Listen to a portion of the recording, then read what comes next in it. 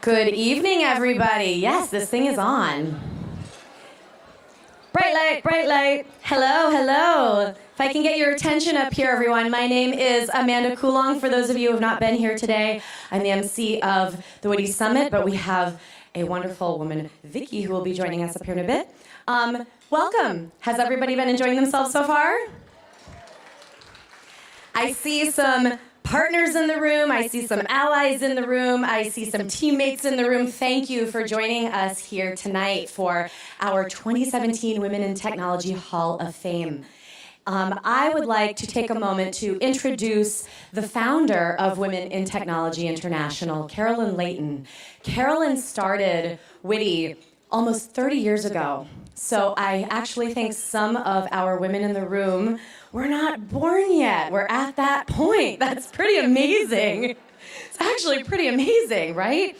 WITI was the first professional organization for women in technology. So let's think about that for a second. And Carolyn started WITI as an online community, not a brick and mortar community, an online community. And it has now grown and is thriving around the world. And in addition to that, started the Hall of Fame Awards to honor the many, many accomplishments of women in STEM. So you've been seeing the images of these women on screen from our previous years. I really encourage you to look at those on our website as well. You can see the entire history of the Hall of Fame. But without further ado, I would love to bring on stage the woman who's inspired me. It's Inspire, Empower. Come on, Carolyn Layton with WITI. Thank you, sweetie. So it's been a long 30 years and a really wonderful journey, a challenging one. When I started WITI, I was really committed to a certain kind of messaging because at the time in the 80s, when I thought about WITI as a solution to the problems I was seeing with my corporate clients, I had a research company. Women were the only contact the general public had with professional women was turning on the TV and seeing a bunch of screaming, angry women. And I knew every time I watched that was going to close more doors for us than open them. So WITI is all about strategy.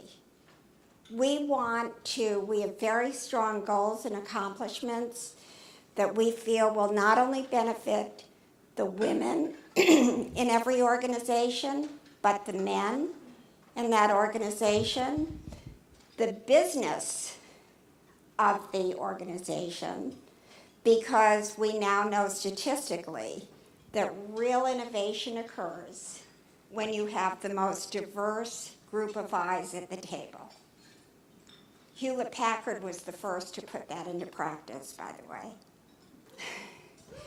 So first, I want to welcome everyone here. Thank you so much for joining us to honor 6 absolutely amazing women tonight. But to learn a little bit about WITI. WITI is the professional organization that's putting on the summit, and the Women in Technology Foundation puts on the Hall of Fame, which was started 22 years ago to identify and honor women who remained anonymous outside of their organizations, because when the press would go to speak to a company about their technology, it was always a man who was put in front of the camera. So many of us just thought, well, there must be only men in technology, right? Does everybody remember that? I certainly thought so. But when I learned otherwise and I saw these stars, I said, we have to do something about making sure the world knows and benefits from women like the women who will be inducted into tonight's Hall of Fame. So one last word. One of the ways we're able to put this on is we have an annual executive auction on CharityBuzz.com. Great way to open doors, build relationships, and that money goes to support programs like this and scholarships for women in technology. So if you can get on there and encourage your friends to do so, we'd appreciate it. So a few years ago, we had this great idea. You know when the president walks in during the State of Union address and everybody stands and claps for them and pats their shoulder and pretend they love them and everything? Well, I thought, why can't we do that for our Hall of Fame honorees? So in a minute, when I give the signal, they're going to walk in. I want everyone to stand, applaud, scream, pretend you're at a football game, and make them feel cherished, appreciated, because seriously, that is what we're all here for tonight. So, Peggy, we're ready.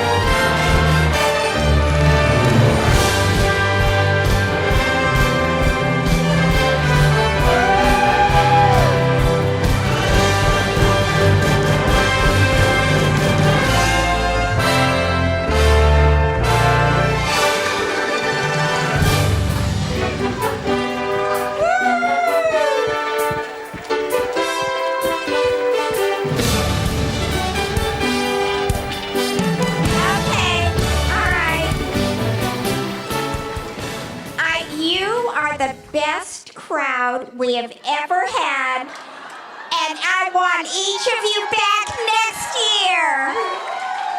Oh, you were great. Thank you so much. Now I'm waiting for the next team member to tell me what I'm supposed to do. I'm not going down and getting up again, so I'm just going to, oh, you're right.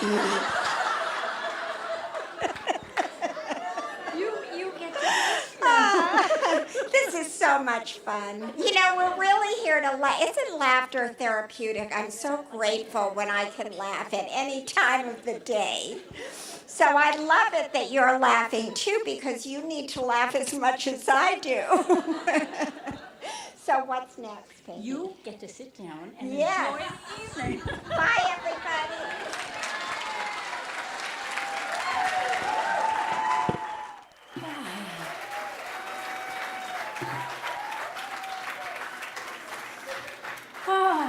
All righty.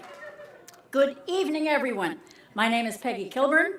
I'm the Managing Director for the Hall of Fame Awards, and it is truly my delight to welcome you here this evening to the 22nd Annual Women in Technology Hall of Fame Induction Ceremony.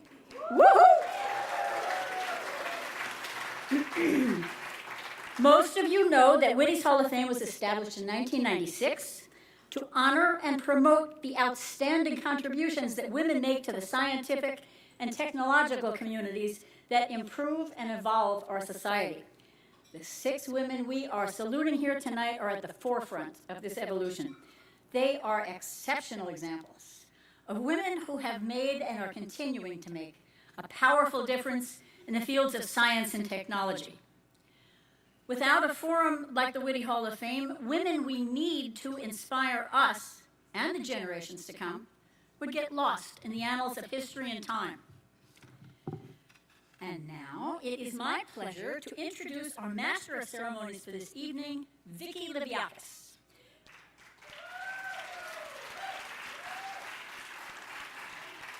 You may know Vicki as a longtime local news anchor at KRON4.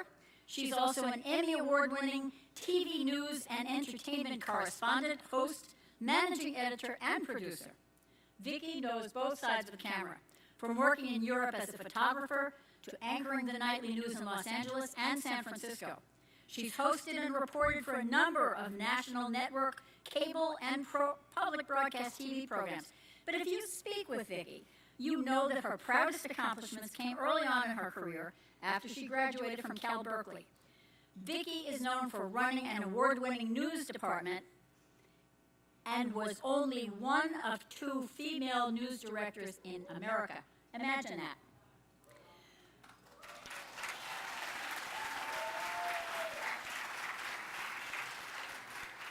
Thankfully, things have changed, and more women are heading up major news organizations. Vicki has amassed a mantle full of awards, too many to mention here, for her work in journalism. Yet, it's one that stands out tonight. Vicki was honored for her outstanding contributions to broadcasting from American women in radio and television.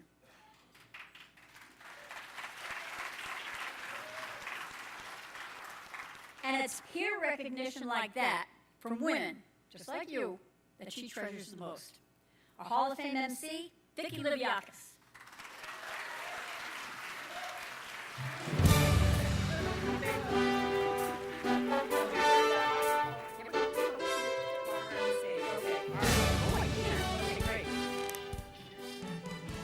For now, I'm good. Thank you. Actually, I did get lost trying to find my way here because I asked Siri. I said, Siri, take me to the WITI Hall of Fame dinner. And she sent me to the Wonder Woman movie.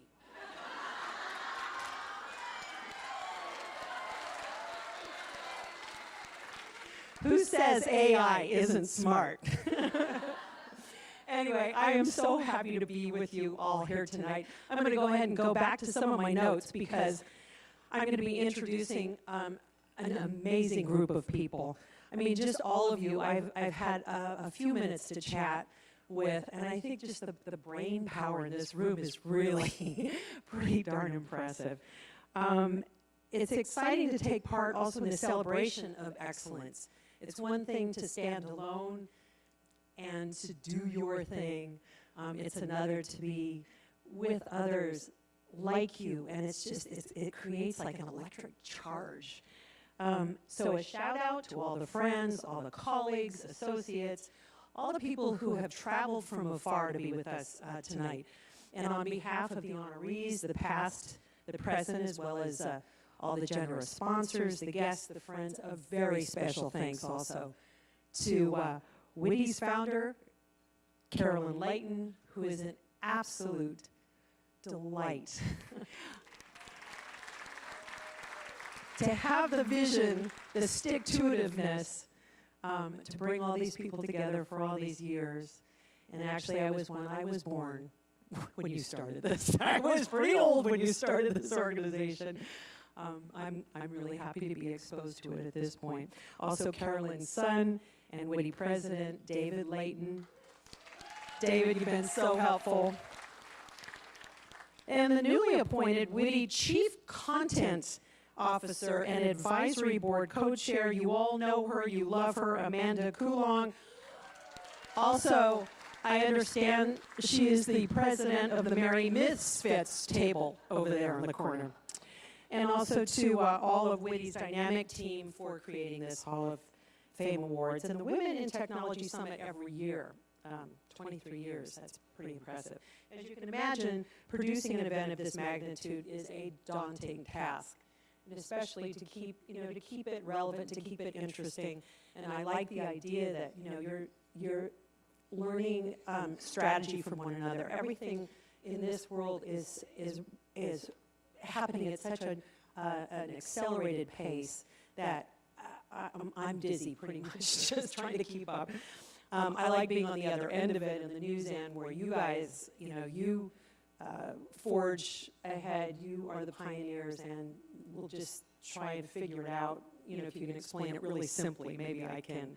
I can digest it and tell everybody about all your great accomplishments.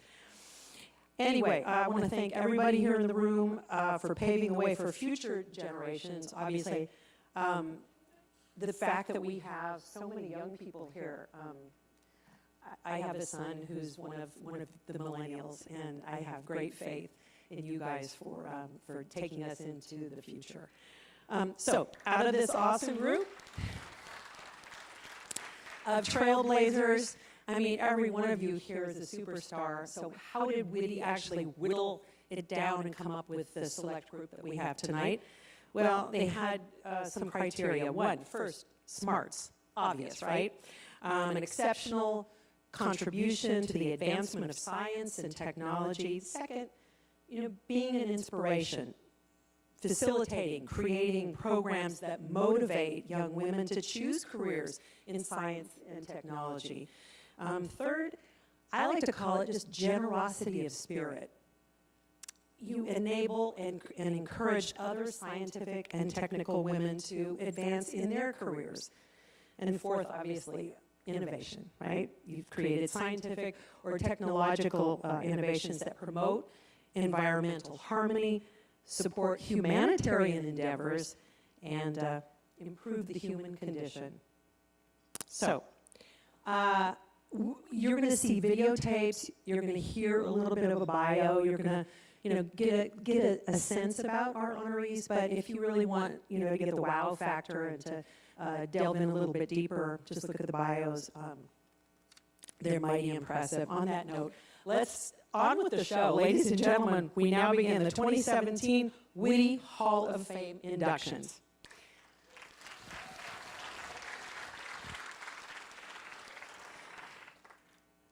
Dr. Laura Nicholson deals with life and death every single day. She's a physician who specializes in intensive care unit medicine, where she helps patients with life-threatening illnesses. She's recognized as a global expert in cellular therapies and regenerative medicine. She is the founder of the regenerative medicine company, Humacyte. Laura has been a patient, advocate, and inventor throughout the course of her career. She's a professor of anesthesia and biomedical engineering at Yale University. Laura's research focuses primarily on regenerative strategies for cardiovascular and lung issues. Her lab's engineered blood vessels are currently in clinical trials and are the first life-sustaining engineered tissue to be studied in any phase 3 trial. Her lab was also one of the first to describe the engineering of whole lung tissue that could exchange gas in vivo, and her work was cited by Time magazine as one of the top 50 most important inventions of 2010. So let's go ahead and watch the video to learn more about Laura.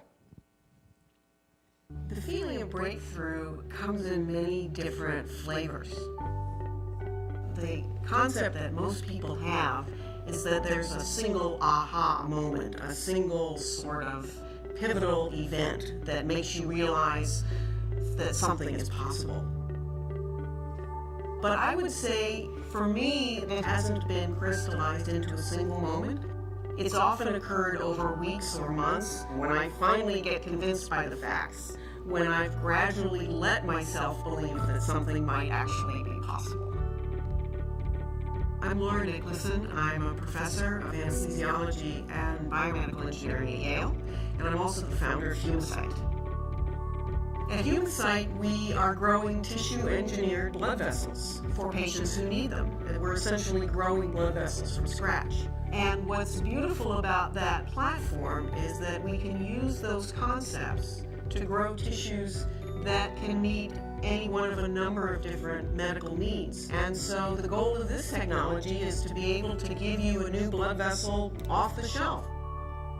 Her drive has all very much been patient delivery based. She wanted to make a product that would help all of these patients in need, and she set out and she's done it. I would say that one of the things I'm most proud of was some of the time that I spent taking care of patients in the intensive care unit. And I will remember, as long as I live, taking care of an elderly woman who had terrible vascular disease, actually. And I stayed up all night one night with this woman, and then the next day her daughter came in, and she said, "Thank you for saving my mother's life." And that sticks with you forever. And that's really another thing that I try to infuse into Humacyte, is to really have us never forget that the blood vessels that we're making are going into patients who are trusting us to do a good job and to give them something that's really going to help them. That definitely inspired me to push yourself, professionally, push yourself intellectually, to just keep doing work and keep finding the answers and keep doing research. You just keep going, and all that stuff is going to pay off in the end. There's no wasted effort. For me, the easiest and the most natural way of motivating people and leading them is showing them where the road goes as far as I can see it. By looking down the road and by explaining what I think is coming or what might happen as a consequence of our work, people understand the why and the so what and the who cares beyond themselves. And that makes people very excited, and it makes them want to accomplish more, and it makes them want to work with other people so that they can travel down the road even faster. I think that there are very few women who have been able to take that pathway from a vision and develop it into something that's a rising technology, and it's going to eventually change the face of medicine.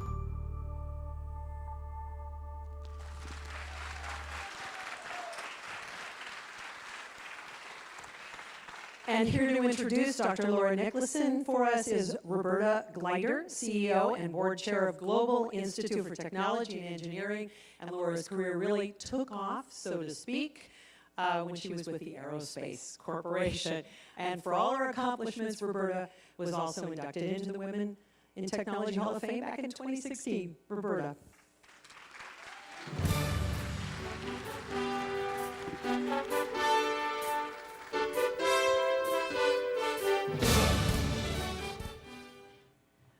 One wonders what one can say about such an extraordinary woman. It's been a delight to get to know her. I wish I had known her years ago. but she is absolutely stunning in her mentality and her efforts at what she does. Dr. Laura Nicholson's work makes her one of a kind. In addition to her professorial contributions, in the practice of anesthesiology, excuse me, I don't say that very well. She's also, as you know, an MD.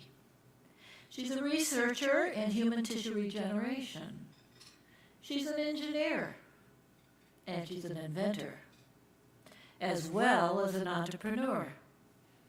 She is well published in a wide variety of medical journals, as well as scientific magazines. Laura has very successfully merged two seemingly different technical disciplines. It's amazing, medicine and engineering. I don't know of anybody else who has combined them as well as she has. Dr. Laura Nicholson's accomplishments will span this generation and all future generations across the planet, including her two fantastic young people. Besides being all these attributes, she's raised a wonderful family with a son and a daughter that are just very successful, and it's marvelous. And so it's my honor and pleasure to introduce you to a visionary in human tissue regeneration, Dr. Laura Nicholson.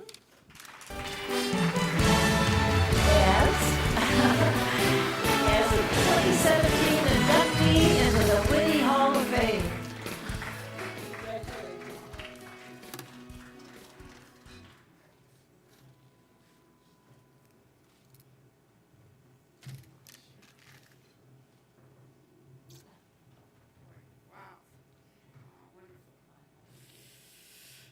Oh boy, okay, well, yeah, wasn't expecting that. So it's wonderful to be here. I have to admit that I was really surprised when I heard I got this award, and I was really sort of flattered and kind of amazed, actually. You know, I guess I have two things I want to say. One is about the future and one is about the past. As far as the future, There are a lot of young people in the room, a lot of young women in the room, many technology-oriented and probably many very ambitious. And I have a slide that I show at the ends of some of my talks these days, especially if there's a lot of young people in the audience. And it's like a Venn diagram, and there are 3 different colored balls in it. And the first ball is optimism.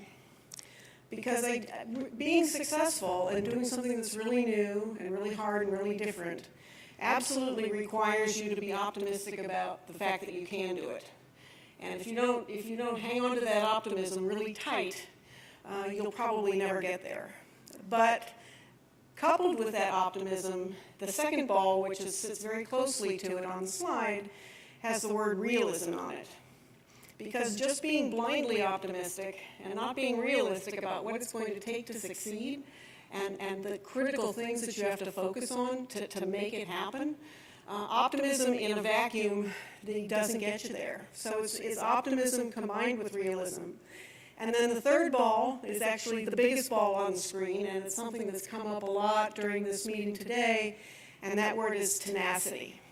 Just sticking with it, just absolutely refusing to die. And that's more than anything else. I think that is what separates people who succeed from those who fail. And I remember one instance when I was a young professor and I had tried to get this particular type of grant that every professor in my department had gotten in the past. Every single person had been successful. And I tried 3 times. You get 3 strikes. I tried 3 times and I failed all 3 times. I sobbed for a day. And then I went back in my office the next day and I kind of opened the door and I looked up and down the hallway and I looked to the left and I looked to the right. And there were all of these engineering offices filled with men, and they had all gotten these grants, but I was sure that I was not dumber than all of them. In fact, I was sure that I was smarter than most of them. And so I thought about that and then I closed the door and I went back in my office. So it's really that tenacity thing that I think is really just, you can't understate how important that is. So as far as the past, Roberta's been telling me wonderful and enlightening, but kind of very scary stories about what it was like being a woman scientist or an engineer in the 1950s. And man, you guys should be grateful that you're living now. You should have her tell you some stories. But I'm grateful because I was fortunate. I lucked into having a good set of parents who were children of the 60s, and they were pretty liberated. My father's a chemist, and my mother's a biochemist, and I was born in 1962, but it never occurred to me that I wouldn't be a scientist. I mean, that was just the expectation. It was like getting up in the morning, you know? So there was no big deal about it. It was just, that's what we assumed would happen. So my father in particular made it very easy for me to be this kind of person. And I tell him now he hates it, but I tell him that he was one of the original, women's liberation guys. He's 83, he hates it, but it's true. So I'm very grateful to him. Of course, I've had many mentors, but wow.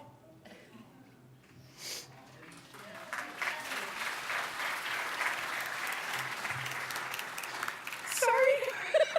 I was not expecting this, but anyway, my postdoc mentor, Bob Langer at MIT. Bob Langer's a pretty famous guy. He now has a lab with 130 people. Good God. He has an entire floor in a building at MIT. When I worked for him, his organization was much smaller. He only had 50 people in his lab, and he was still the biggest lab at MIT. But probably half of his lab was women. And the reason for that, trust me, there were not a lot of women in MIT and engineering in those days. There still aren't. But probably half his lab was women. And it wasn't because he was this raging feminist or walked around, spouting about women's rights all the time. He was just flat. If you were a woman and you did good stuff, that was the same as if you were a man and did good stuff. And there was never any static. He never gave you any crap, ever. And women love that. And so every smart woman who could work for him worked for him. So he had this lab full of women, just because he was a good guy. And there were so few. And the last person is my husband, who's been so supportive.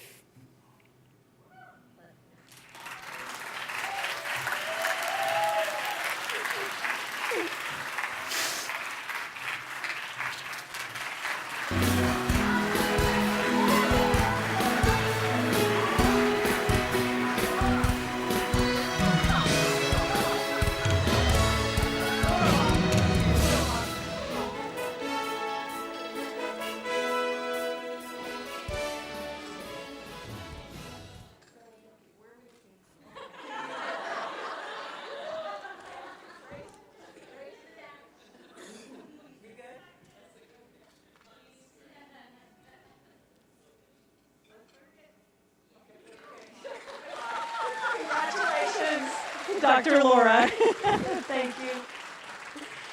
All right. Our next honoree is another superwoman. If you ask her to pull up her sleeve, she probably has one of those bracelets.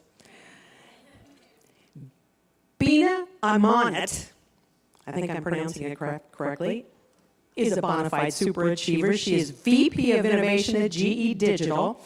She's an award-winning technology exec and a leader whose work has shaped the usage of data, analytics, and AI at several companies. Veena is also a seasoned leader with over 24 years, proven track record of building and leading high-performance teams from the ground up at companies ranging from Silicon Valley startups to British Telecom, Thomson Reuters, and more. Look at this. I can't even put this down. It's only 3 inches away. Okay. Veena has also dedicated herself to supporting diversity in technology, serving on the board of directors for Chick-Tech, kind of a cool name. She is shaping the future of computer scientists through her role on the industrial advisory board at Cal Poly College of Engineering. My Uncle George is on the board there at Engineering Department, and she knows him. He's a NASA rocket scientist. We really are related.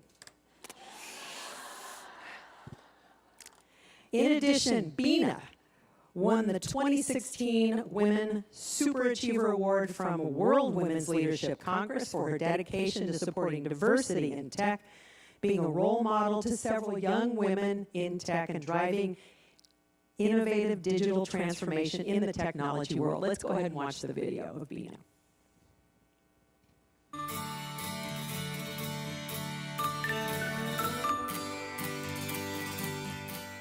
Beena has inspired hundreds of middle school girls, high school girls, and career women in tech via her keynote speeches, her blog posts, by being part of numerous women in tech and leadership panels, and being available to guide and mentor any woman who has reached out to her.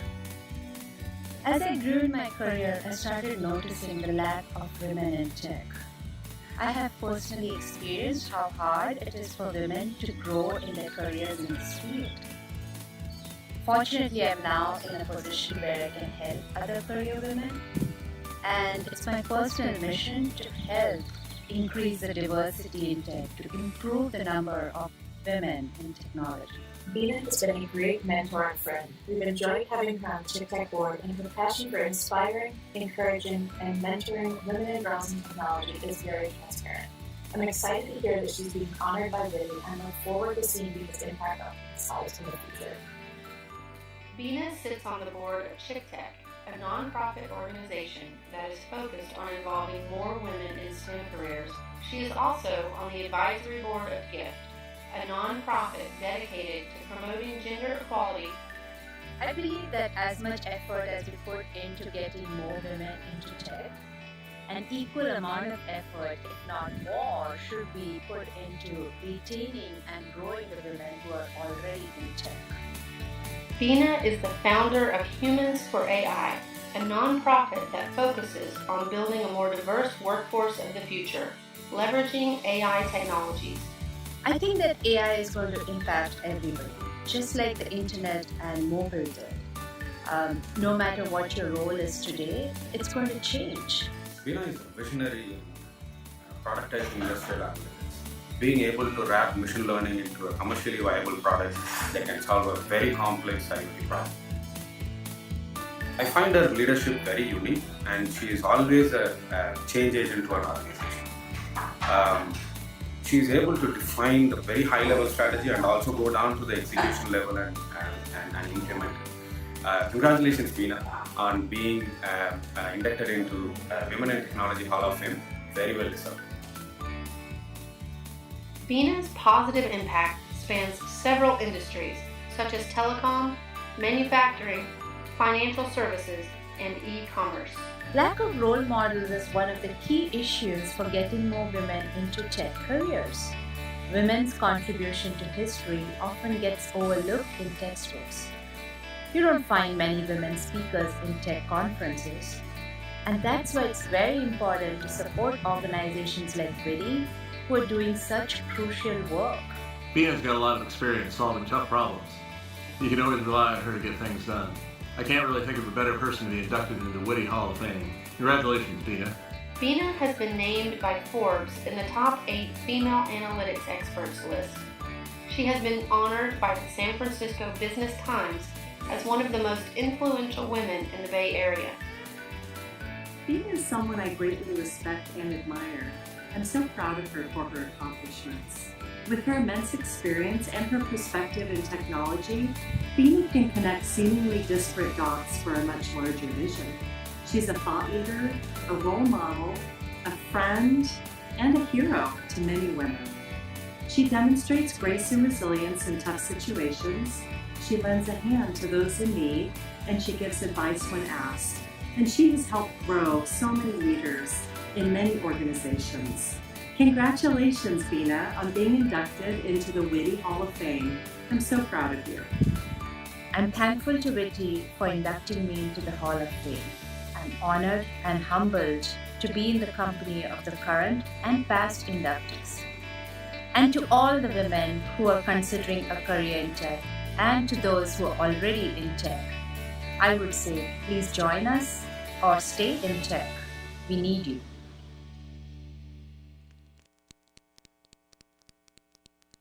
And here to introduce her mentor is Aparna Bandekar. She's a registered nurse, a newly certified family nurse practitioner, and a friend and mentee of Beena's for 20 years. I'd say she knows her very well.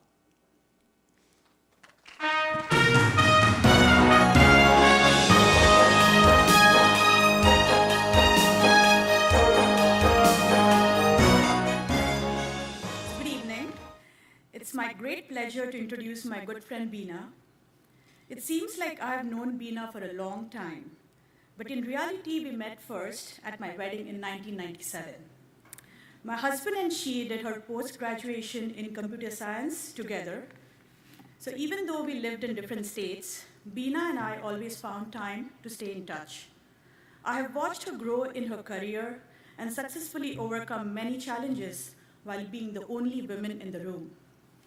So let me tell you this. Beena has this very strong coaching and mentoring instincts that enables women to fulfill their true potential. Beena is someone that not only talks the talk, but she walks the walk through her involvement in organizations like JICTech, GIFT, and direct mentoring of women in industry, and her personal passion for technology. She actively works to bring more women into the technology careers and follows that up with ongoing mentoring and enabling career advancement towards leadership positions, both within and outside her organization. For any woman in tech needing her guidance, she's never more than a phone call away. She enjoys going the extra mile to actively contribute to building diversity within technology. Her foundational advice to each person she mentors is to embrace your diversity by finding what makes you unique and building on that undeniable strength.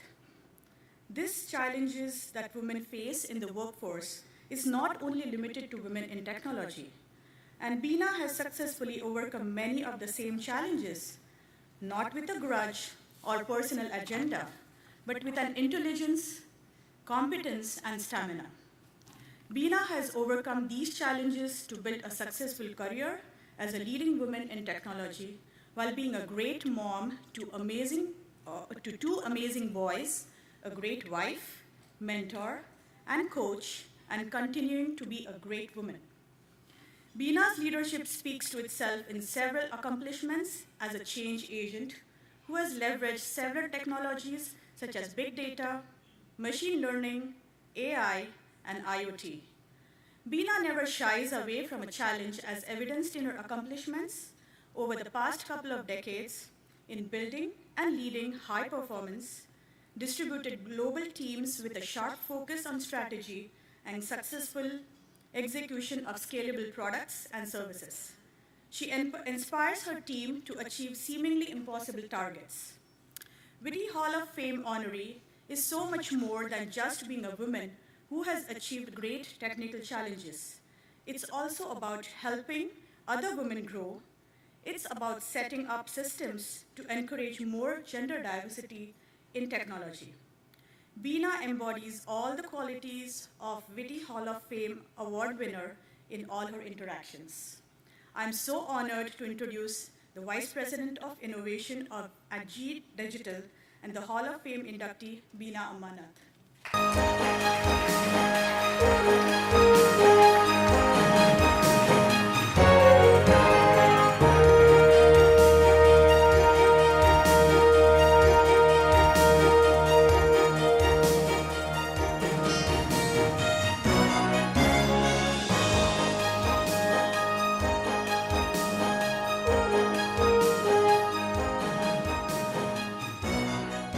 Thank you. Oh my God, Dr. Laura, you set such a high bar. I am amazed to see the kind of knowledge power we have in this room today. I'm honored, I'm humbled. I cannot believe I'm in the company of this amazing, amazing women. Thank you so much. Thank you so much. Thank you, Aparna, for the great introduction. Thank you, Carolyn, Peggy, Amanda, David, and all the amazing team at WITI for this wonderful evening. Thank you, Vicky, for hosting us. I'm under no illusion. You look at what these women have done in this room and think, I'm not worthy. Why am I standing here? Look at what Dr. Laura has done, and you will see more amazing women come up to stage.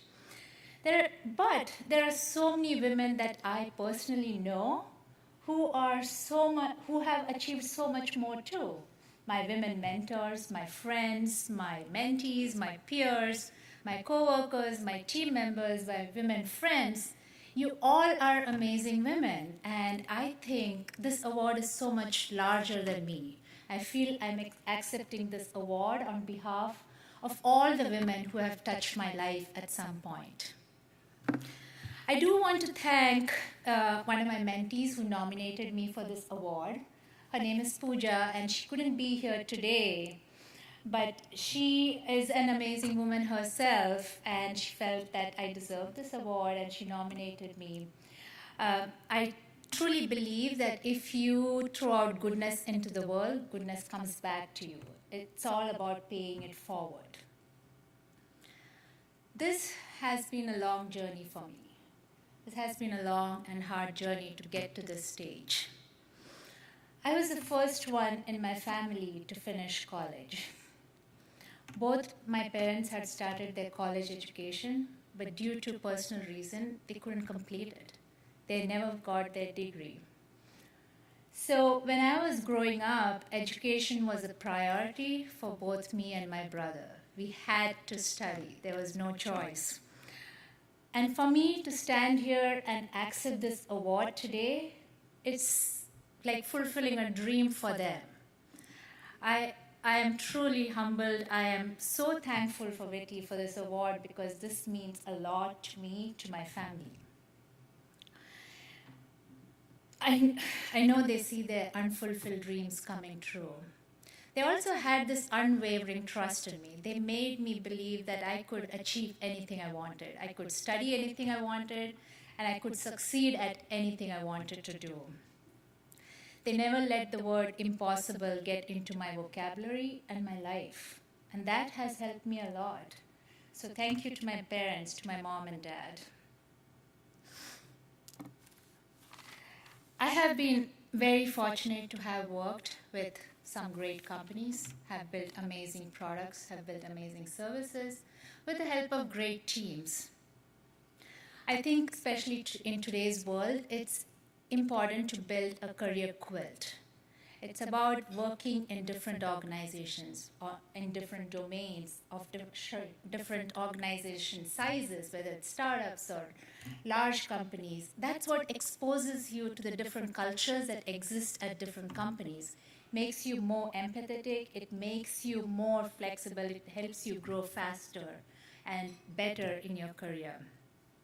So I've seen a lot and done a lot, but it's all thanks to the teams that I have led who have helped me grow as a leader. So I'm thankful to the teams across all my organizations who have helped me reach here today, and I accept this award on behalf of all of them. And all the organizations where I've worked at, I'm thankful to them as well.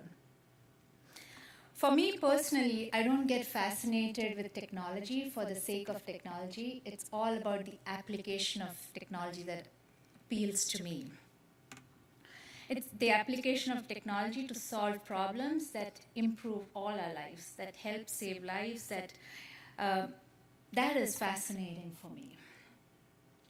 Thank you to my wonderful sons, my boys, Neil and Sean.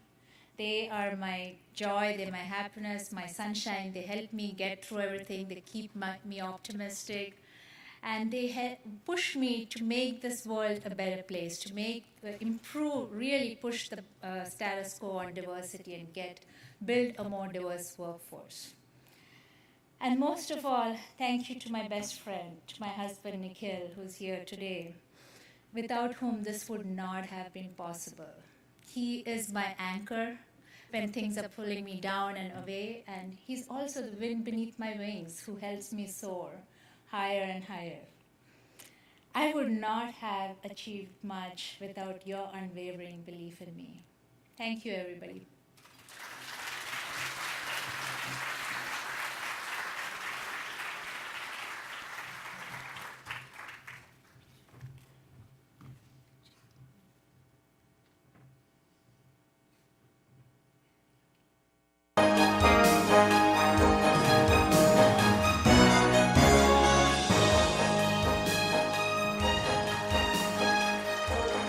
Thank you. Great words of wisdom. Okay, I'm going to say it. My husband, Randy Fry, joined me here tonight, even while the Warriors game was going on.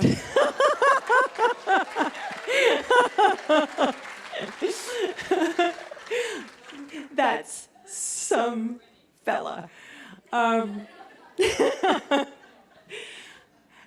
And actually, Randy has Fry's Electronics, and he told me our next honoree, because she had a hand in creating the Roomba, he said they're flying off the shelf.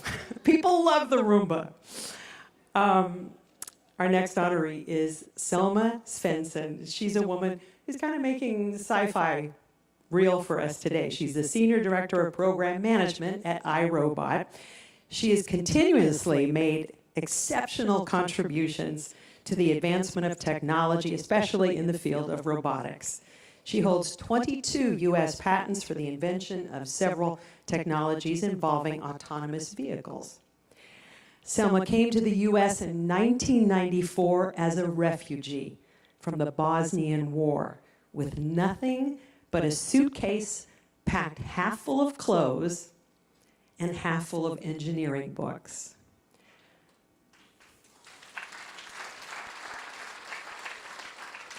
I asked her, she had to have some makeup in there too. I mean, please, right? 4 years later, she joined iRobot as a senior mechanical engineer and soon transitioned to lead mechanical engineer. Several of Selma's patents, they're still used today in the defense and security robots, keeping our troops and law enforcement officials safe, as well as saving thousands of lives.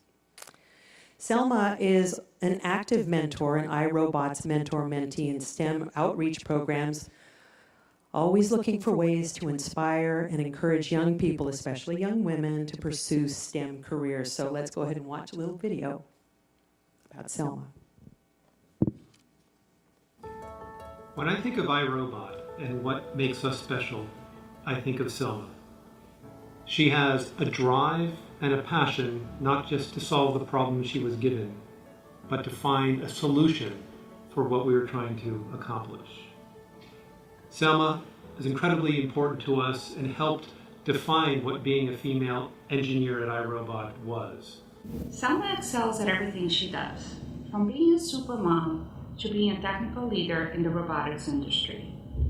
She lives her life to her fullest.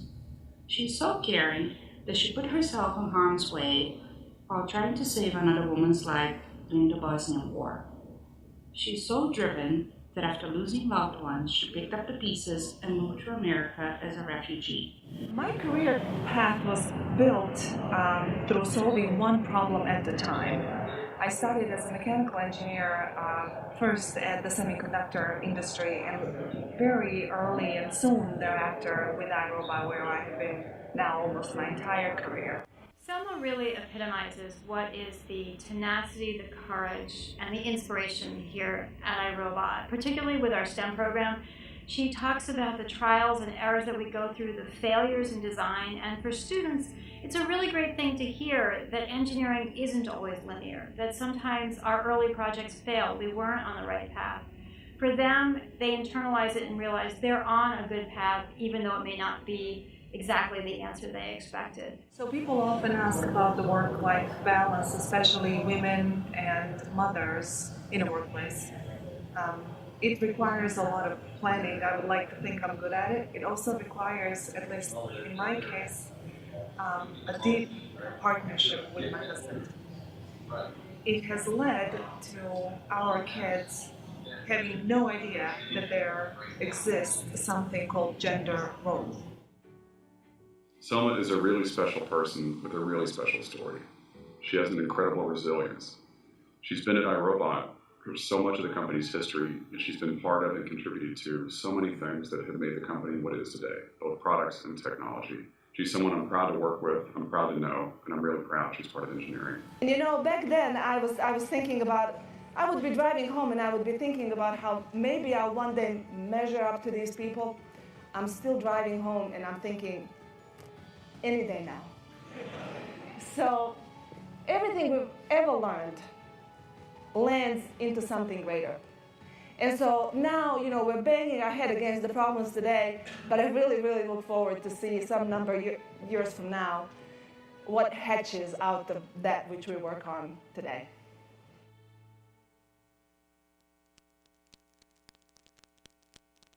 And introducing Selma is her friend and colleague, Flavia Pastore, Principal Systems Engineer at iRobot, who painstakingly prepared a glowing and exceptionally detailed nomination package for Selma.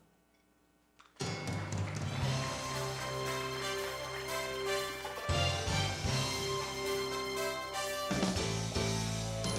evening. I'm a little nervous, so please bear with me. It is not every day that you get the opportunity to give your mentor an award that they're so deserving of. When I was thinking about what I wanted to say tonight, the word superlative came to mind. Webster Dictionary defines superlative as surpassing all others. And that is Selma. You see, you haven't met anyone quite like her before. Selma is not only just an engineer, she's a woman with 22 patents in a male-dominated, highly technical field of home and military robotics. Selma's not just fit, she exercises every day, and during the summer months, she crushes boot camp. Selma is not just a mom. She makes her family elaborate meals from scratch, and she teaches her 3 children piano lessons following the Royal Conservatory of Music curriculum. Family time. We're waiting to find out if they passed their last exam, level 7 and 3. Fingers crossed. Family time is not just important to Selma. At iRobot, she dedicates her talents to our products that will save families millions of cleaning hours every year. As you can see, she doesn't do anything halfway. JFK declared that we would go to the moon not because it was easy, but because it was hard. I look up to Selma not because it's easy, but because it's hard. She pushes me to be a stronger woman, full of determination and grit. In the coming days, if you have a chance to meet her, be prepared. You'll walk away a better version of you. Sorry. Selma's latest demonstration of surpassing all others is what brings us here tonight. She's not just being given any simple award. She's being inducted into the Women in Technology International Hall of Fame. At this time, I would like to introduce you all to my mentor, to my colleague, and most importantly, to my friend, Selma Svendsen.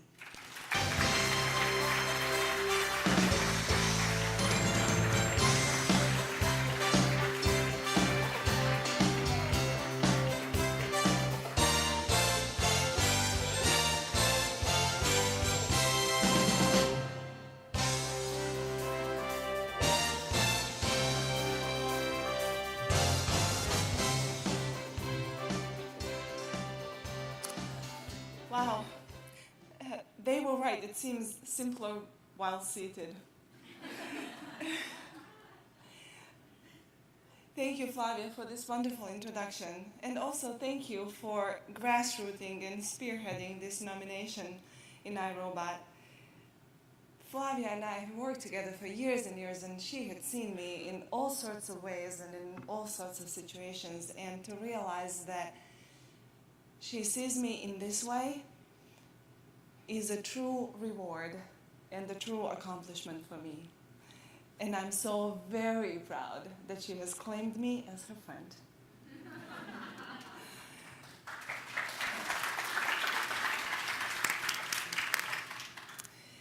Thank you, WITI, for giving us the platform through which we can celebrate and acknowledge many highly accomplished women in a very difficult field. Thank you, Eric, my husband, who is my true partner and enabler in the deepest sense of the word. And then I also thank his parents, Carl and Karen, who have raised him to become such a man that I get to enjoy. Especially Karen. I'm very proud, exceptionally happy to be in the company of these wonderful, very accomplished other inductees, as well as the past ones. It is incredible feeling to be standing here with these amazing people. I'm also thankful to my company who is committed to STEM and women in engineering. Women in engineering, women in technology, in STEM-driven fields, they have to overcome many obstacles, and I'm sure you have encountered them pretty much all. It starts with the way we were raised. It starts with the aptitudes we show and degree to which we are encouraged to pursue them. It then extends to us being able to partner with people who we will have mutually enabling relationships with. Then it goes on to right mentors, right sponsors, companies that will help us through entrances and exits that every pregnancy warrants. Many number of things are things that we have to overcome, and we have to have an ecosystem that supports us. We are each other's ecosystem, and that's very important to remember, which brings me to something that I have been reflecting on lately a lot, and I think you can help. I think it will ring true for almost every woman in this room that we take way too long a time to acknowledge our own capability portfolio and to admit to ourselves that we have a point of view and a voice that is worth sharing. We overstay in that space. We have recognized that, and we coach each other and help each other get to the place where we share, where we stand up, we assert ourselves, and we take a seat at the table. Then it gets a tiny little bit tricky. As we do that, as we show up, we speak, we lead, we drive results. We suddenly cross over into what traditionally could be understood as a male behavior. In doing that, we run a risk of entering into a gender confusion. We could become difficult for people to process. We could become difficult for people to compute. And we run a distinct risk of losing ground on likability. That could be a giant problem, because without likability, we cannot lead. Women that have gone far and who occupy space of great influence, I study them avidly. I'm very curious about them. And what I have noticed is that they, ever so deftly, walk that tightrope and work within a narrow behavioral band that's set aside as gender-appropriate behavior. It is very tricky. I think we should continue. And I invite you all to support women leaders around you, to do it consistently, overtly, vocally, and generously. In doing so, we will broaden the behavioral band in which we can exist and in which we can lead. And it will be a little bit easier for each and every one of us. Thank you.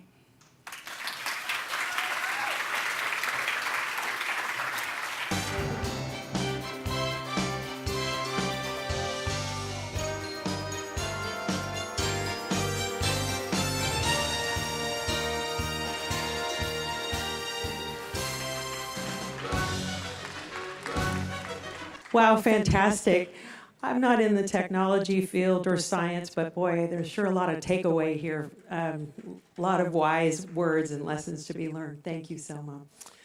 Our next honoree, if you went to Wikipedia and you looked up success, would probably have her picture in it.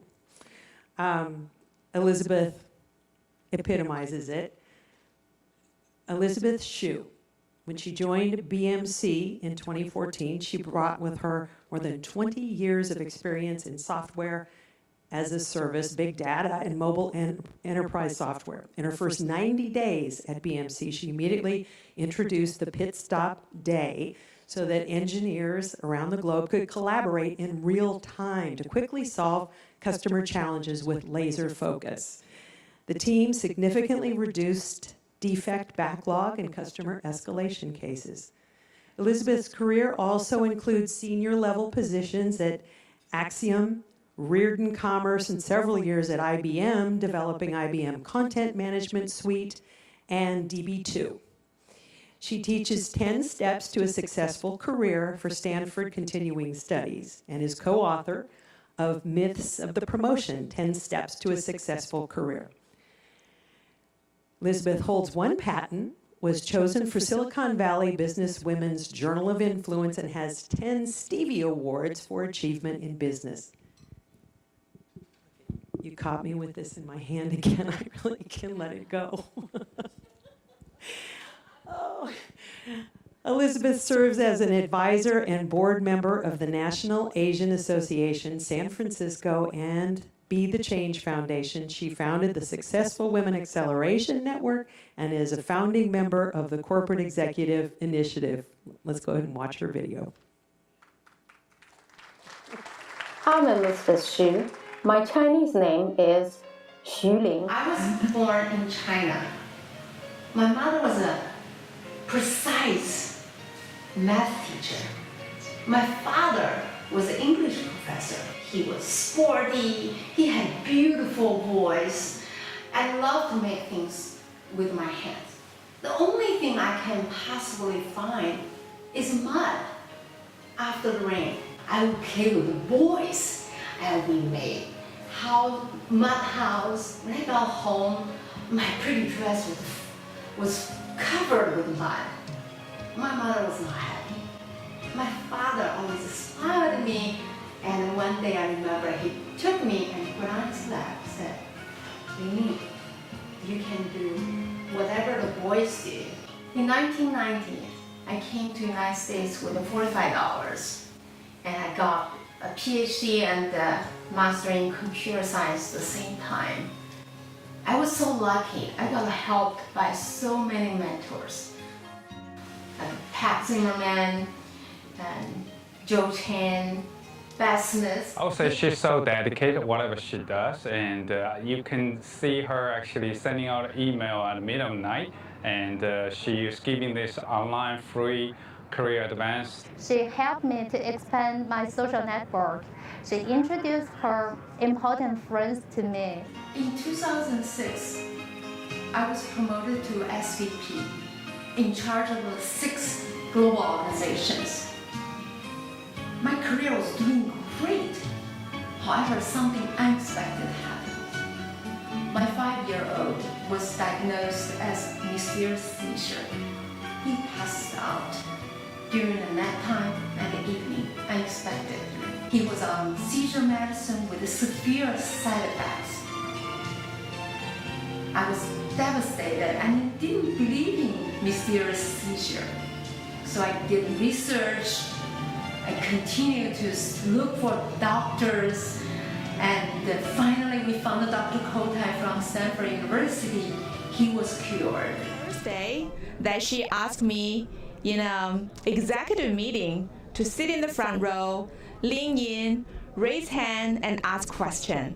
And that's the moment I see, wow. So she really cared about her people. And she has mentored me about marketing, about managing people. Most importantly, she always taught me how to love everyone around you, because being successful is not just being successful yourself. Most importantly is to make your whole community successful. 2014, Joey and I decided to co-found Be the Change Foundation, dedicate our time and resources to raise the awareness of children's sleep apnea, which affects 4% of children globally.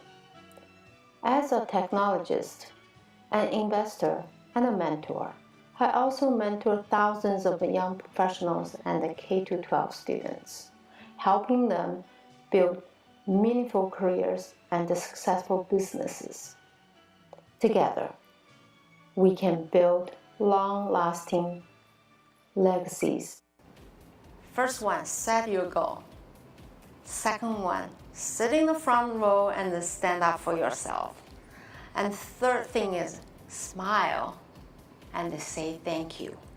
Those 3 S's will carry you through a very successful career.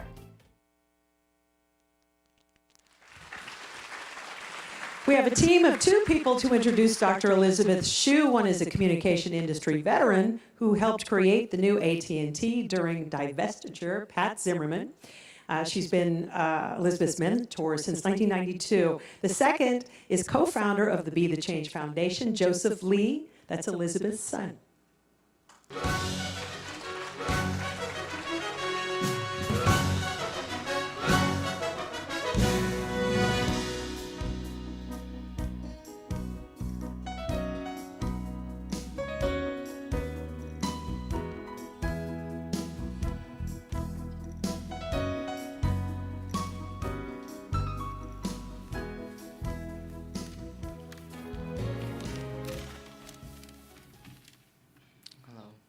I'm honored to introduce a special person who gave me life twice.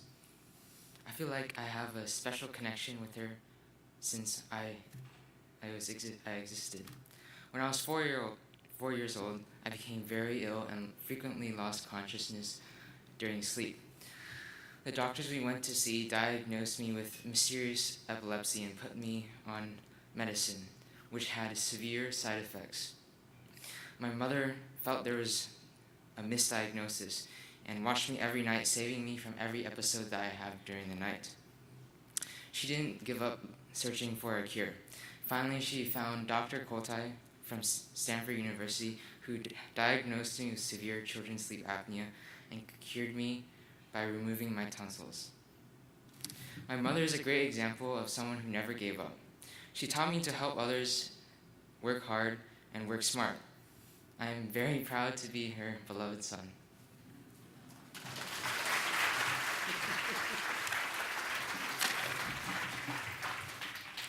It's my pleasure to introduce my daughter, Elizabeth Shue, to whom I didn't give birth, but I gave her the name. In 1990, she came to the United States from China to get her Ph.D. I just retired from AT&T and moved to Reno. We both met at UNR. We felt that the stars were aligned, and we were meant to meet. It was love at first sight. She's kind-hearted, positive-spirited, talented both artistically and logically. She never takes no for an answer, and she makes things happen. I'm proud of her every day. I watched her blossom into a beautiful, confident, technical executive, as well as a devoted community leader. She brought me kicking and screaming onto the information highway. Now I'm talking to Alexa every day. We co-teach at Stanford University and co-authored our textbook for our class, Myths of the Promotion, 10 Steps to a Successful Career. We continue to share our passion in helping others. Now I'd like you to meet my daughter, Dr. Elizabeth Shue.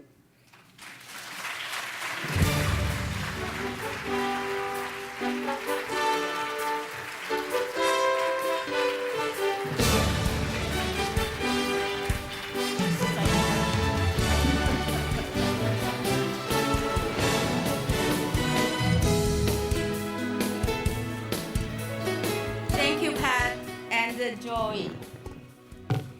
And good evening, ladies and gentlemen. It is my greatest honor to receive this prestigious award from WITI. Thank you, WITI. So behind every single successful man, there's a woman. However, it's much harder for women to be successful. So for me, it took a global village. So I dedicate this award to my supportive global village. To all of you who loved me, mentored me, guided me throughout my life. I was born and raised in China. As you all saw, that my father was an English professor. He was handsome, artistic, and sporty. He was my hero. My father encouraged me to do whatever the boys do and told me I could do it in pretty dresses. So Dad, today, I wear this dress for you. I hope you're happy.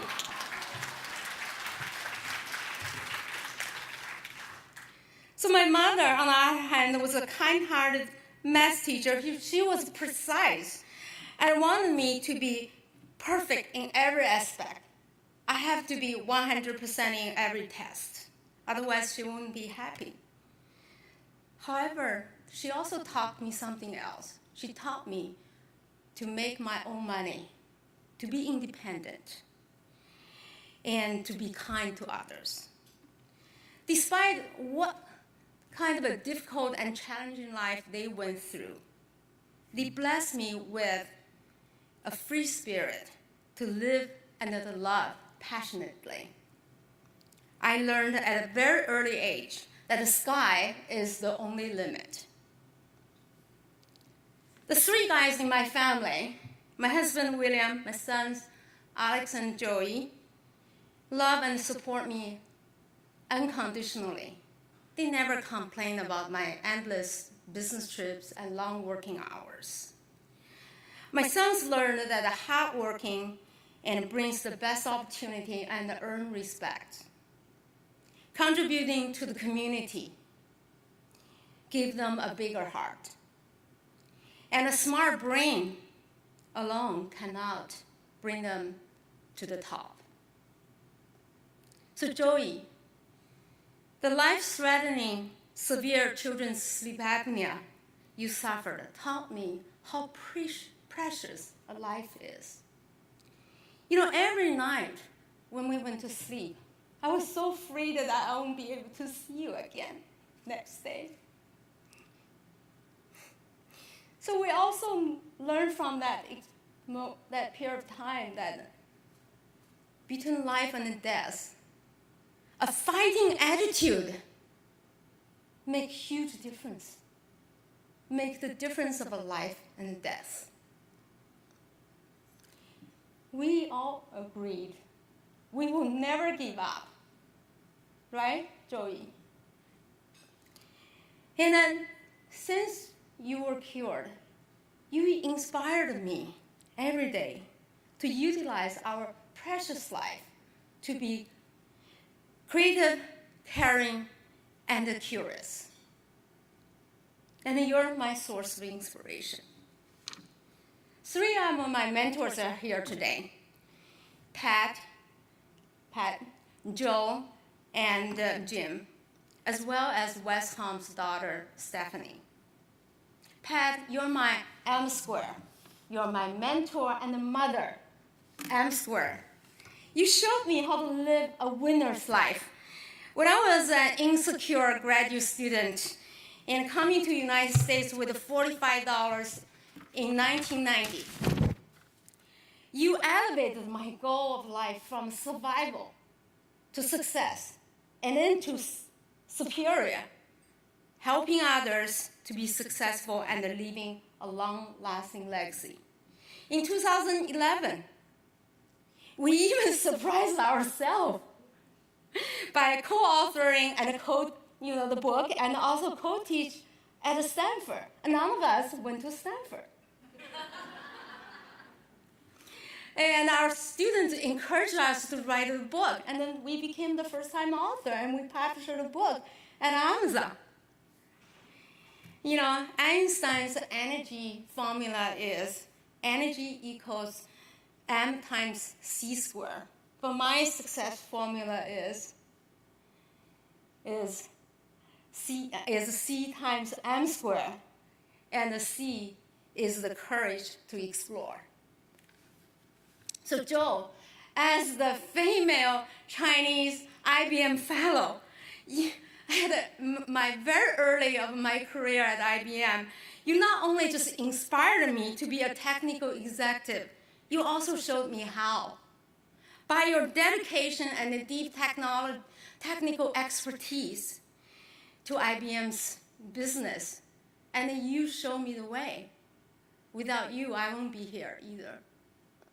So Jim, my boss at Vitria, you taught me how to run a profitable business and how to set the right processes, right priorities.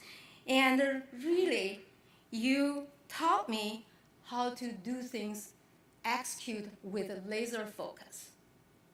So Stephanie, your father, West, the VP of sales at IBM, he taught me how to serve our customers and building long-lasting relationships and adding values to their businesses. It's not only just selling them product. It's about adding values and make our customers successful. I'm so fortunate to be inspired and taught by the best in the industry. All of you, my mentors, you have elevated my vision about life into 4 L's. Number 1, to live to my fullest potential. Number 2, to love people around me, to enable them to reach to their fullest potential. And then number 3 is to learn from people around us. And then number 4 is to leave a long-lasting legacy, to make real impact, real differences, and not just by talking. So finally, I want to thank my colleagues and the teams at BMC, Axiom, Reardon, Vitria, and IBM. I'm so lucky to be part of many outstanding teams and who have built great products and provide great services. I also would like to thank the volunteers at the Be the Change Foundations. The foundation becomes the global village for our mentees. We do daily mentors using our WeChat groups for 700 people. And we do many career talks. Together we make impactful changes and building a long-lasting legacy. Ladies, let's help out each other. Collaborate with men and do what they do with kind heart, grace, and style. Thank you all.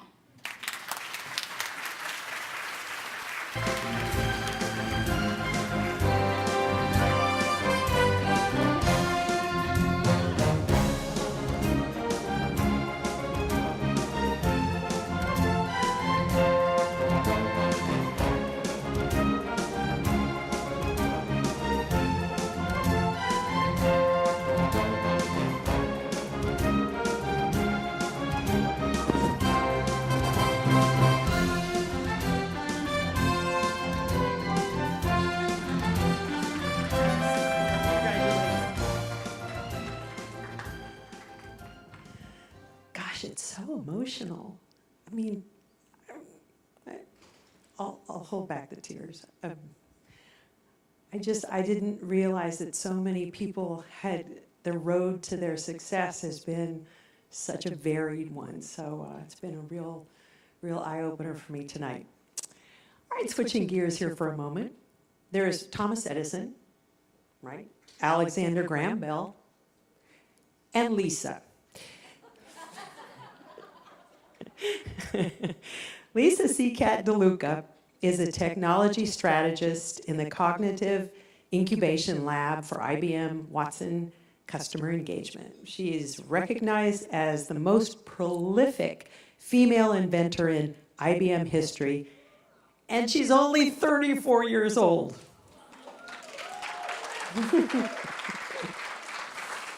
In fact, one of the youngest inventors at IBM ever to reach, are you ready for this? The 100th Invention Plateau Award. It's an IBM internal patent award system. 100.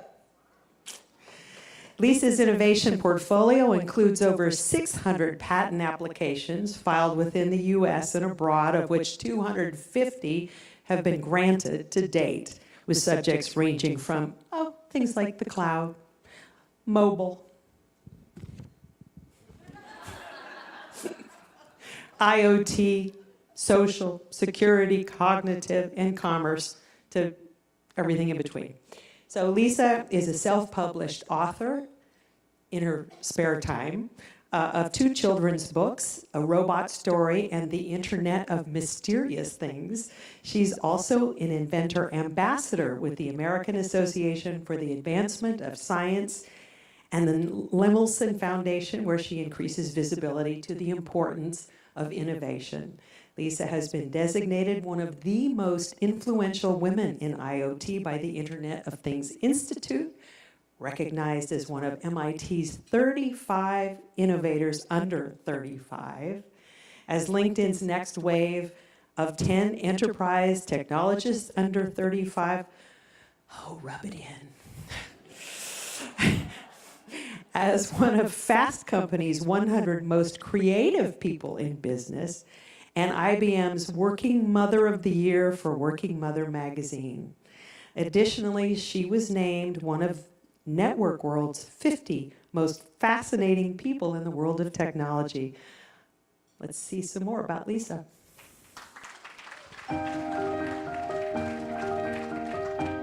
Lisa, as a fellow recipient of WITI's Women in Technology Award, I extend my heartfelt congratulations and support to you on this well-deserved honor. She is incredibly inventive. She's incredibly good at identifying novelty.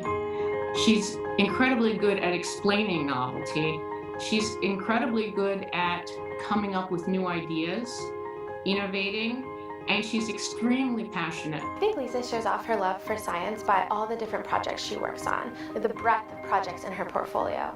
And she's constantly experimenting with new technologies. She's finding new ways to do things. She's researching and talking to people if she's not the subject matter expert. And I think that's like the definition of science, exploring new ideas, finding new ways to do them, and then sharing it back with the community. I would describe Lisa with the 3 words, force of nature. She is just talented, driven, really diligent. Her work ethic is amazing. As one of the most prolific inventors, you set the bar high and foster encouragement on breaking many plateaus for women in STEM. All whilst being an active leader in conversations about work-life balance, a champion for working mothers. A really good role model for the balanced work life that everybody is striving for and no one's achieving. So in other words, people talk about work-life balance all the time. I've been to WITI conferences and it's a really big topic, but Lisa actually achieves it. A successful author of multiple children's books that introduce technology to a whole new generation.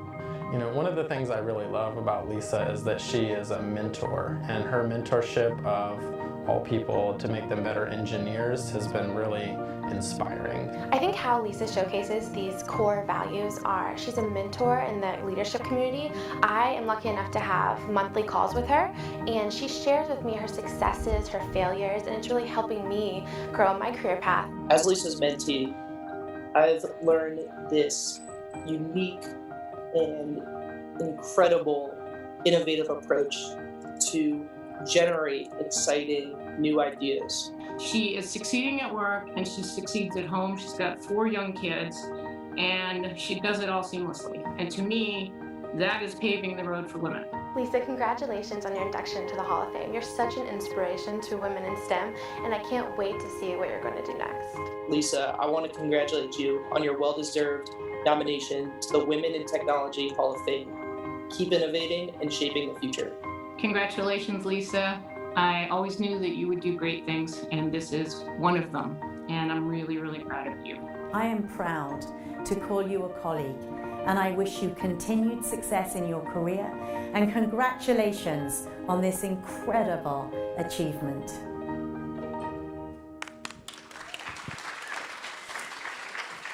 On that note, introducing Lisa is her IBM colleague, Harriet Green, General Manager of Watson Internet of Things, Commerce and Education, also a 2016 honoree in the Women in Technology Hall of Fame. Thank you very much. Good evening, everyone. It's fantastic to be back on stage with so many inspiring women and all of the people that have supported them throughout their careers. As you know, I have the amazing honor tonight to introduce Lisa Seacat DeLuca as an inductee of this year's WITI Hall of Fame. And I think you can tell by that series of introductions that this nomination is not really a surprise to anyone at all. She is an incredible example of women throughout tech, mothers, partners, colleague, and she demonstrates every day what it means to be passionate, to be quintessentially curious, to think differently, and to truly invent solutions to problems that are very big and some that are quite small. She's a pioneer in her field. I think you heard it correctly. 600 patents applied for. 600 patents applied for. The most prolific female inventor inside of a company that has been inventing for over 105 years. And you heard the range of solutions and creations that she has developed. She holds a Master's of Science degree in technology, in commercializing technology from the University of Texas, and a Bachelor of Science in Computer Science from Carnegie Mellon University, where she met her husband. And the other, I think, quite amazing feature of this 34-year-old woman is that she has 4 children under 5. That alone is unimaginable for the faint-hearted of us. So as a mother, a leader in technology, an inspiration to women everywhere, a writer of books to help children and young people learn about coding, she's really driving the next generation of technologists. And her books, one of them includes how you teach children to count to 10 in binary. It's what you do on a wet Wednesday afternoon, isn't it? Since I joined IBM, it's been a true pleasure, an honor to work with Lisa. And, at 34, our goal is that we stand up here and we say, the most prolific inventor in IBM, full stop, or how do you say period? That there's no gender relationship to that achievement. So without further ado, we'd like to welcome Lisa on stage. Please join me in congratulating Lisa for her phenomenal achievements so far.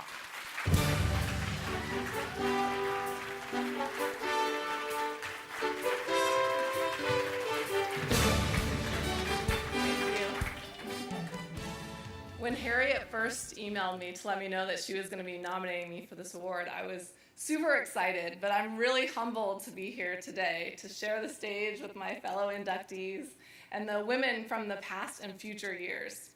The first email I ever got from Harriet was about a year ago. I was going to be on stage with our CEO, Jenny Rometty, at the Grace Hopper Conference, and Harriet wished me luck and asked if I needed anything. And I said, yes, 15 minutes on your calendar. And she said yes, and those 15 minutes turned into an hour. She told me how she loves a challenge, and if there's not a fire, she goes and starts one. But most importantly, we talked about the significance of supporting other women. She told me that she always takes a job because of the person she's going to work with, not the company or the role. And she believed in Jenny Rometty. She was determined to see her be successful because for Jenny to be successful, it was a success for women in technology everywhere. I remember the exact moment I felt like I made it in my career. It was February of 2015, and IBM had just asked me to give a talk at one of our internal conferences. So I gave this talk in front of 5,000 people, and I shared my story. And later that evening, we had a big conference get-together, and I noticed Marie Week. So Marie is a general manager of our new blockchain division, and she was also inducted into the WITI Hall of Fame. And so I got up the courage, and I go over and I start talking to Marie. And as we're talking, a group of men came up, and they asked if they could take a selfie with me. So here I was actually 10 weeks pregnant, and I hadn't told anyone because I wasn't really showing yet, but I had this obnoxious plate of greasy finger food and this jug of water, and I'm like, okay, looking around for a place to put it, and Marie reached out her arms. And I'll never forget the way that she looked at me. It was like we didn't even have to exchange words. It blew me away that she just believed in me that much. So there I was, getting a selfie when a GM was holding my food. I had the biggest smile on my face. But Marie and Harriet and all my mentors at IBM have really done something significant for me. They've given me their time. And despite having really impressive careers, they've shown me that they're real people. And that gave me the confidence to know that I could do it too. And I see a lot of young faces in here today. And know that your senior leaders want to see you be successful. But you shouldn't sit back and wait for the opportunities to come to you. Go start some fires. Go ask for 15 minutes on their calendars, because you never know when that'll turn into an hour. Thank you, Harriet, for nominating me for the WITI Hall of Fame. Thank you to IBM Fellow and my CTO, Jim Nicholson, to my VP, Kareem Youssef, and my mentor, Susie Valentine, who are here tonight. Thank you, IBM, for providing an environment where technical women can thrive. And of course, thanks to my husband for supporting me and loving on our 2 sets of twins. I feel like I am just getting started in my career. I have a lot of years left, and I can't wait to lift up other technical women as I continue to climb. Thank you.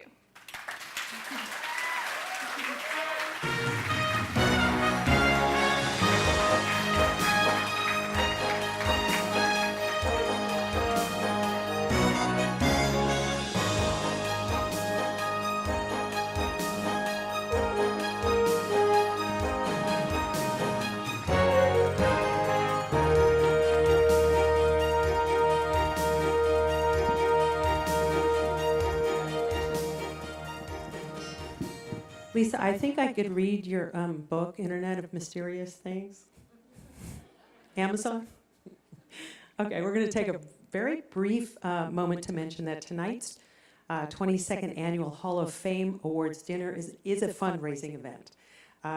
It's for Women in Technology International Foundation. It's a nonprofit corporation, which you probably know, but the WITI Foundation donates all after-tax profits to programs that encourage young women to choose careers in science and technology. You see, WITI is not only about celebrating innovators, it's also about actively paving the way for future leaders. So we encourage you to support organizations like WITI, although there's really only one WITI, right, Carolyn? Because it's essential to our global future for all of us. Again, you can make this possible. There's another reason why I'm just attached to the hip to my smartphone. My husband's been forwarding me the score. And the final is 129 Warriors.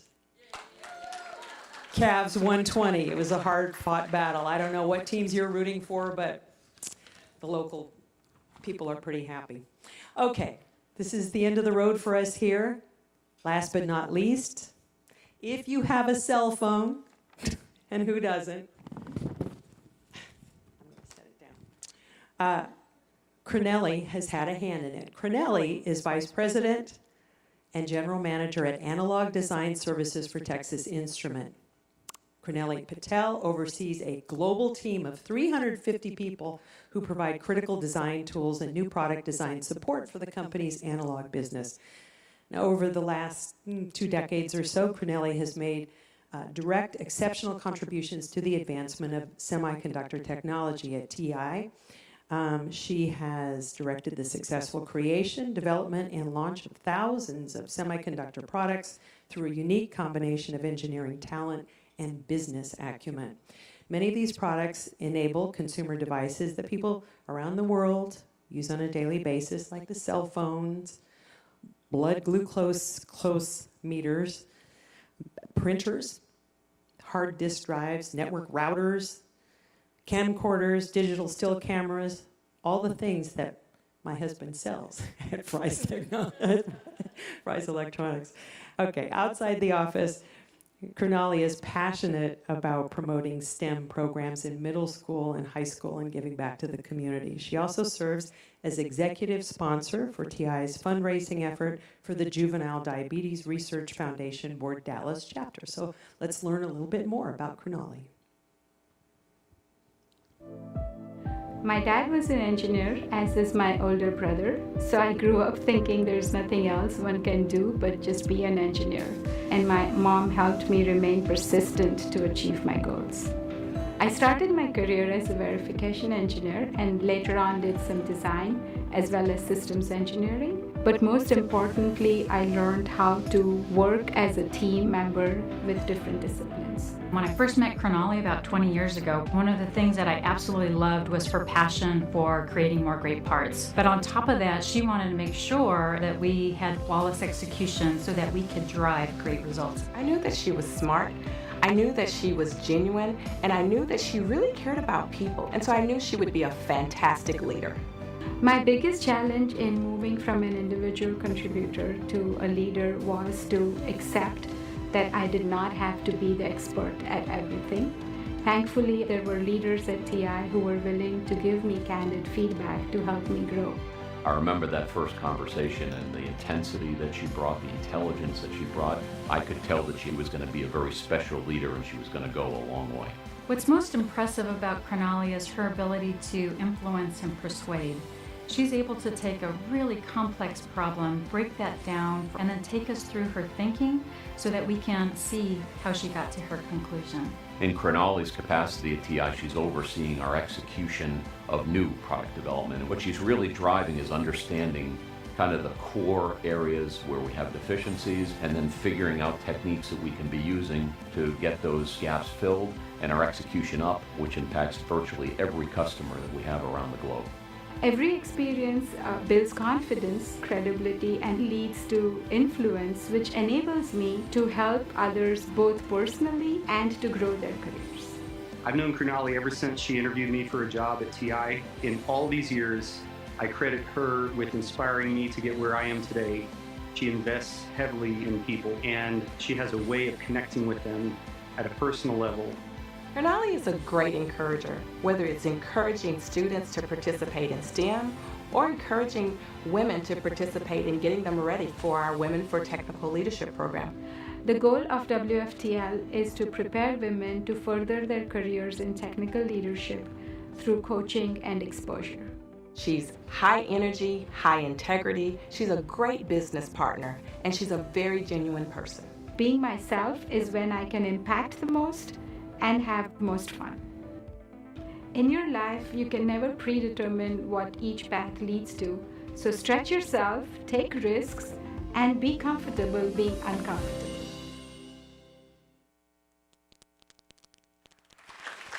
Here to introduce Krunali is her colleague Fran Dillard, Director of Diversity and Inclusion at Texas Instruments. I also had a chance to chat with Fran a little bit. She's the mom of 4, and she has 2 daughters who are in STEM. One is an engineer, and the other is headed to medical school. Fran?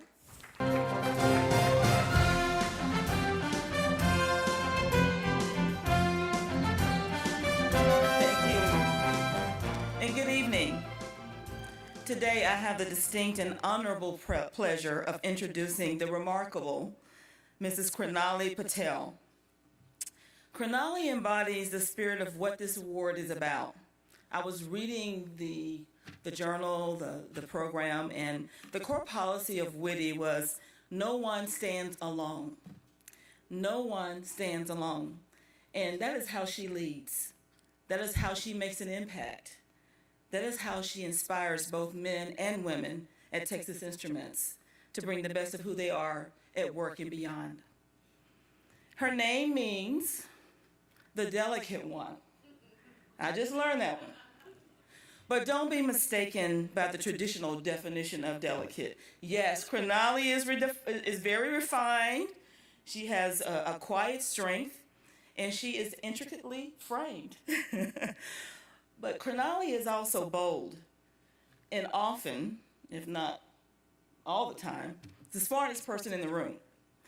She is leading a multi-billion-dollar analog design and support organization and providing oversight and leadership for hundreds of employees across the globe. Needless to say, Krunali holds a position of power and influence in a seat where very few women are leading today. She's a trailblazer, and she's making history. And she's broken barriers throughout her career at TI. Krunali impacted a TI product that was 100 million gate device used by routers and base stations to distribute data. Without this product, data would not be available in people's cell phones today, something that everyone expects and takes for granted in our highly technical world. She is an innovator. Perseverance, passion, being willing to speak up, these are Krunali's mantras, and I use them quite often when I'm doing my diversity talks. I reference her quite a bit. But these are her mantras that she shares when she talks to TIers, when she talks to new college grads, in terms of what it takes to power forward to a successful career. She is making accelerating women a priority at TI with the right training, the right visibility, and the exposure that will make an impact on how we grow our talent at our company for top technical roles. But most importantly, she does all of this not because of the accolades or the recognition. Krunali cares, and she believes deeply that it's her responsibility to help remove barriers and give people those tools necessary to be successful in their careers.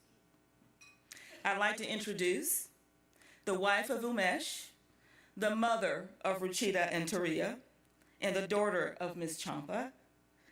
I'd like to introduce Ms. Krunali Patel, the 2017 WITI Hall of Fame inductee. Thank you.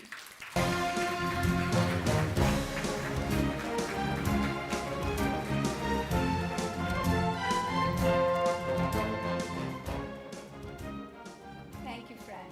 Thank you for the very kind introduction. And I am the last one over here. I could be here for half an hour, I could be here for 5 minutes, I could be here for 10 minutes. What shall we do? Go? Take my time. All right. As Fran said, I am a very soft-spoken person, a woman of few words. But this is an incredible, deeply humbling honor. And it's really, really humbling to be in the presence of so many great women. It is a truly humbling experience for me. When Fran nominated me, I looked at her and I'm like, seriously? I mean, seriously, you want me to do this? And she's like, you go, girl. You have a lot to offer to the world. So thank you, Fran. Thank you for helping me get here. So I grew up amongst an engineering family. My father inspired me to aim high, to give more, to expect more out of me, but more importantly, to be persistent and accept no limitations. He's not here anymore. He passed away a few years ago. But it's the support of my mom, who is here to celebrate this moment with me, and my husband, Umesh, and my beautiful daughters, Ruchira and Atirya, and my dear colleague, Bessie, my friend, my mentor. She has always been there for me. And a lot of people at Texas Instruments and my friends who have helped me be persistent and never give up. So Mesh, this is going to be true Jerry Maguire style. You complete me. Thank you. We've watched a lot of movies together. So one of the things I wanted to share with you was about my early exposure to STEM. As I said, my dad was an engineer, as is my brother. So I grew up thinking there's nothing else one can do but just be an engineer. They tinkered around with a drill and a saw and in his workshop, and I thought this is all stuff I can do too. And so around 7th grade, I had an assignment, around 7 years old. When I was 7, I had an assignment to make a fan, like a paper fan that is usually folded into a fan that opens and shuts. And I thought that would be quite boring, so I took a plastic sheet of foam plastic, cut it up into thin trapezoidal strips, drilled holes in it, added nuts and bolts, and then I thought, oh, this looked like a boy's fan. So I took my hair clips. I remember there were 2 red bunnies on that hair clip, and I added them to the ends of the fan, and I was pretty proud of my girl's feminine fan. I went to school. I got back with an F because the teacher believed that this was a boy's work, and this was the work of my brother or my father. And so I came home. I was very shy, quiet, didn't know how to defend my work. And my dad told me to speak up and not let anything reduce my confidence in my capabilities. He came with me to my school, explained to the teacher that there was no difference between a boy and a girl in his family, and that she has an engineer's brain. I didn't think much about this. Obviously, I was only 7, but a few years later, as I was preparing for a talk at the Gender Partnership Summit in Washington, D.C., I thought back about this experience, and I realized how formative it was for me, but also something that I really wanted to share with the world on 2 different aspects. One is speak up, because it is important. And this is something I have learned being an extreme introvert over years is important. And second, don't let anybody shake confidence in your capabilities. These are things that add to who you are. Don't try to be someone else. Be yourself. That's where most of the fun is. And so as I started putting all of this together, I realized there was a lot more that not only I had to offer to the world, but also to learn from the world.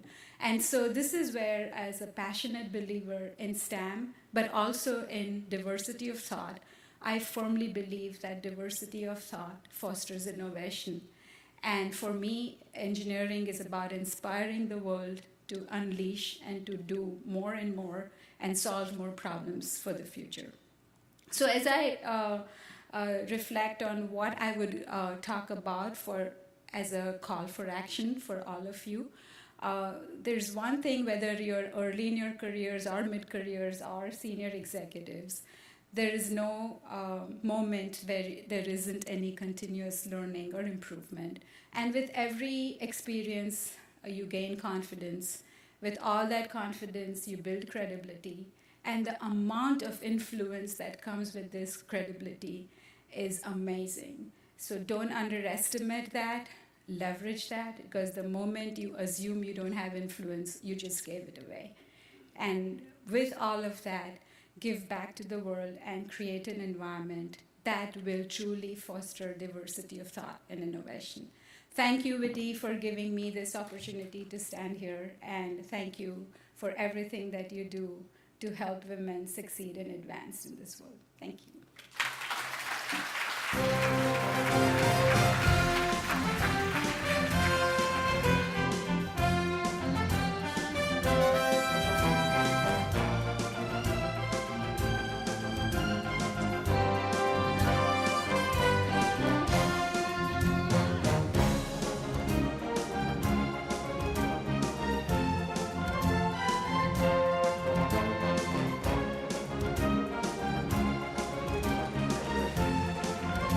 Congratulations. Oh, thank you all for allowing me to share this special time with all of you. And I have to say that it meant a great deal to me personally, and I hope that you feel the same, because the takeaway from tonight is the future is in good hands. Ladies and gentlemen, this does conclude our program for this evening. It's been quite a night. We hope to see you next year for the 23rd Annual Hall of Fame Awards during the 2018 Women in Technology Summit. Mark your calendars, June 10th through the 12th, here at the DoubleTree Hilton in San Jose, as we continue to make history. Thank you. Good night. Get home safely. And all the honorees, please come on up. We're going to take a class picture.